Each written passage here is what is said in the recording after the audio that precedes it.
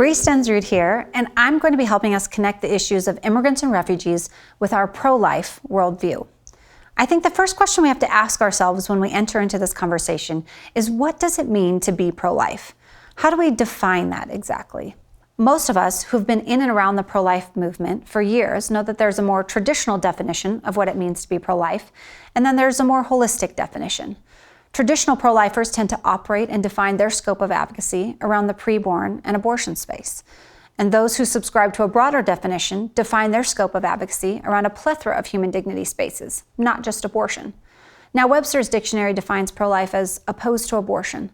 But as Christians, our opposition to the violence of abortion is not anchored nor inspired by any dictionary definition, but in our biblical belief about the dignity and sanctity of every human life.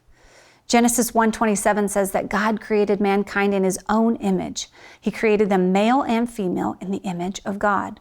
So when we start to think about each and every person, born and unborn, as an image bearer, and we choose to see them as God sees them, our care and concern for vulnerable people starts to expand.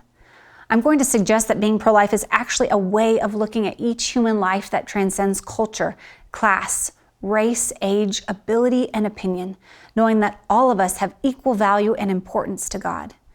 In the book of Matthew, chapter 22, the Pharisees are looking to test Jesus. They ask him, "Teacher, what is the greatest commandment in the law?" Jesus replied, "Love the Lord your God with all your heart, with all your soul, and with all your mind. And the second is this, to love your neighbor as yourself." So we are to love God and we're to love others. And every human being, born and unborn, is in that others category.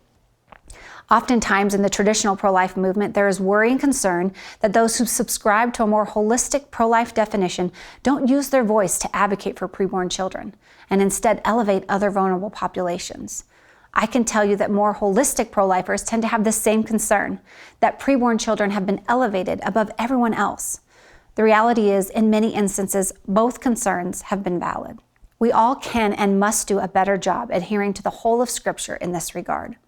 So when we look at the whole of Scripture to inform our pro-life worldview, what do we find? Well, we start off in Genesis reading that every human being is created in the image of God, bearing his likeness. And then throughout the Old Testament, we see an elevation, actually an abundance of Scripture that talks about 4 specific populations that God mandates his people care for: orphans, widows, sojourners, and the poor.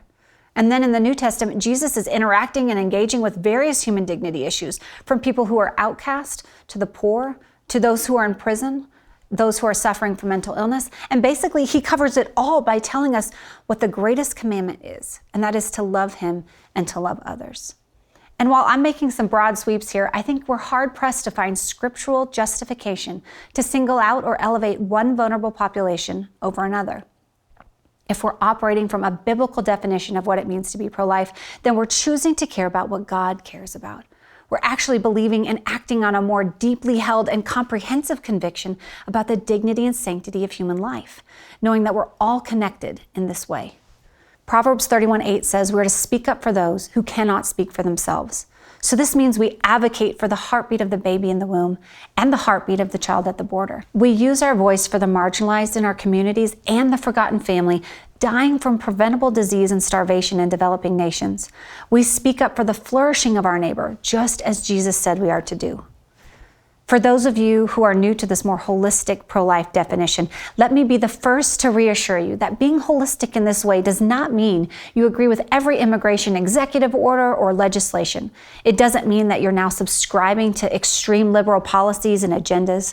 At Women of Welcome, there is no political or partisan agenda. We're committed to diving into the whole of Scripture to better understand what God calls us to do concerning immigrants and refugees. Being pro-life has to do with how we view and speak about people. I'm not suggesting we minimize the importance of preborn lives. On the contrary.